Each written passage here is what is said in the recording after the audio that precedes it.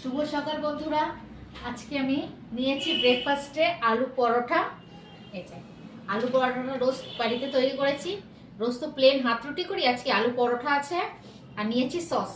আজকে ব্রেকফাস্ট এইটাই নিয়ে আমি খাওয়া আরম্ভ করে দিয়েছি। আলু পরোটার সঙ্গে সস ভালোই লাগছে, তরকারিও ভালো লাগে, কিন্তু অনেকে দই খায়, টক দই। আমি আজকে সস নিয়ে টেস্ট করছি, ভালো লাগছে।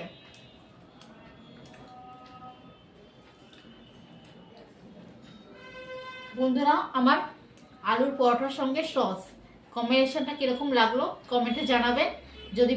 যদি বলবো না ভালো লাগতে হবে, ভালো লাগলে বেশি করে লাইক করবেন, শেয়ার করবেন আর সাবস্ক্রাইব করবেন।